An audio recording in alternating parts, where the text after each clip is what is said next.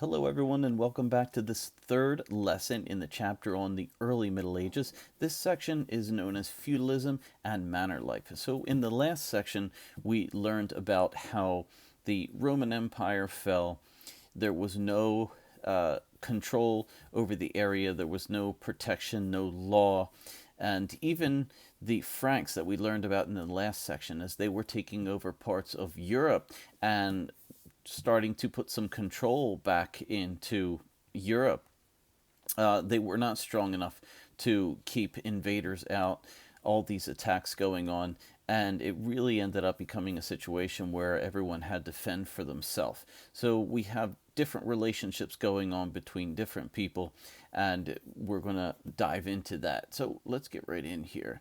If you were there, you are a peasant in the Middle Ages, living on the land of a noble. Although you and your family work very hard for many hours of the day, much of the food you grow goes to the nobles and his family. Your house is very small and it has a dirt floor. Your parents are tired and weak, and you wish you could do something to improve their lives. Is there any way you could change your life? Are there any ideas that you might have as to how you might be able to improve it, how you could change it? For most people, there wasn't a whole lot that you could do, but unfortunately, this was the situation. Certain people had power and certain people didn't, and even those that had power didn't have that much power. Okay, a little bit of background. So, hard work was a constant theme in the lives of peasants in the Middle Ages. They worked long hours and had to obey the wishes of the nobles. They had very little to themselves. Most of the nobles, although, were not free to live as they chose either. Even the nobles themselves had to answer to someone above them. They were sworn to obey more powerful nobles, who had to obey the wishes of the king. Life in the Middle Ages was one big web of duties and obligations. So there was always someone more powerful than you above you. So even though that it was terrible for peasants and serfs, it was still difficult for every level because they had to answer to someone above them. Feudalism governs knights and nobles. When the Vikings, Magyars, and Muslims were raiding in the early hundreds, the Frankish kings were just not able to defend their empire, and the army was too slow to defend. They couldn't get out to the areas where they needed to defend it fast enough. The enemies, they would come in, they would raid, and they would be gone by the time anyone could really get there. So, because they couldn't depend on protection from the kings, nobles had to defend their own lands. So, as a result, these powerful nobles would grow in their power and become almost as powerful as kings, and the kings themselves would start to lose power. So, although these nobles remained loyal to the king, they ruled their own lands as independent territories. Knights and land. So, to defend their lands, nobles needed soldiers. And the best soldiers were known as knights, or warriors who fought on horseback. So, they were trained warriors and also trained horsemen. However, knights needed weapons, armor, horses, food, shelter. Equipment was expensive, and there weren't that many people that had the money in the early Middle Ages to buy these things for the knights. So, as a result, nobles would give their knights fiefs, or pieces of land, instead of money for their military service. So, basically, a knight will work for a noble. The noble will give the knight a fief, or a piece of land, and then the knight will use that piece of land in order to gain his own wealth and get his own supplies and food.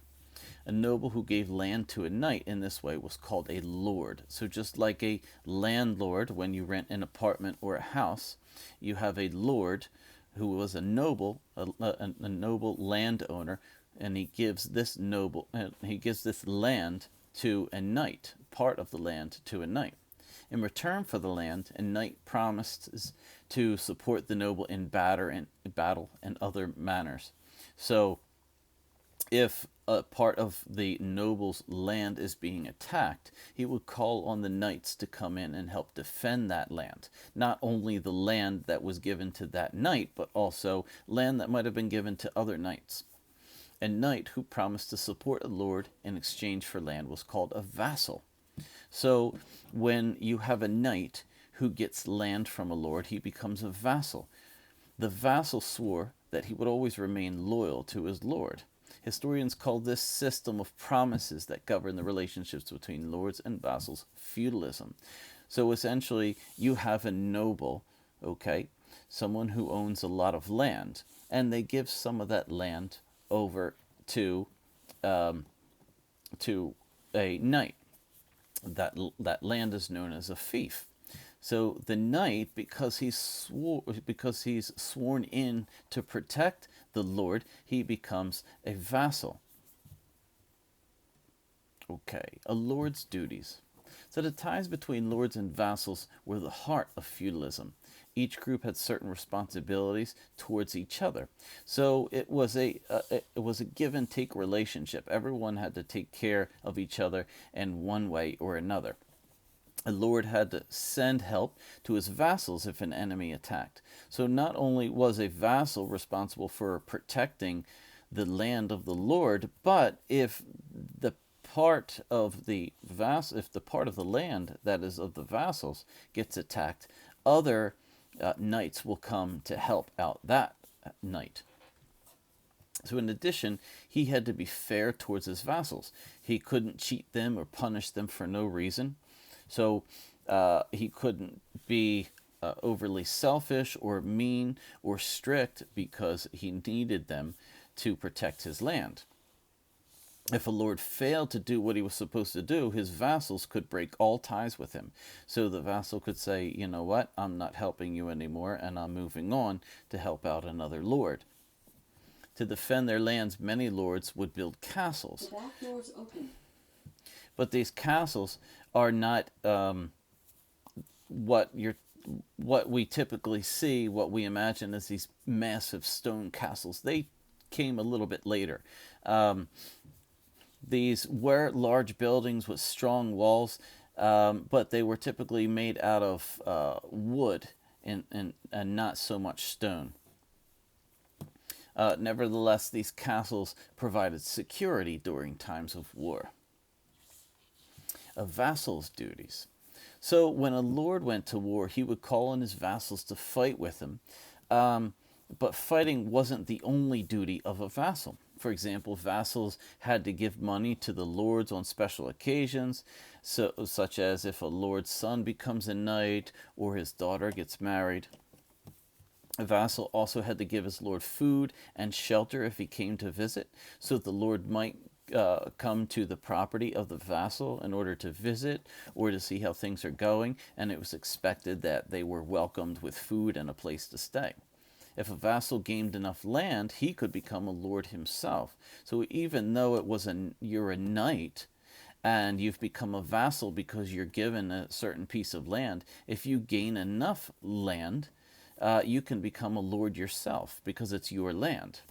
In a way, a person might be both a lord and a vassal in this way.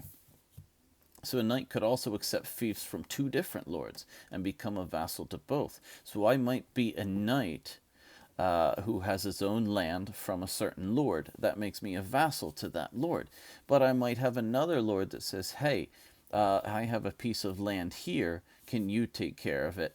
And help protect in exchange. So he is now a vassal to both of those lords. Feudal obligations could become very confusing. I'll try to keep the questions for this in a test, and as well as the assignments as easy as I can. So speaking of assignments, it is now time for you to go and start on your assignment. So please make sure when you complete that you answer your exit tickets well. Really take the time to go in and make sure you get those exit tickets right. And don't forget your do nows, because the do nows will count as a test grade. They're an alternative assessment once we get to the end. Not too much left, guys. Hope everyone is doing well. Please take care of yourselves and your family.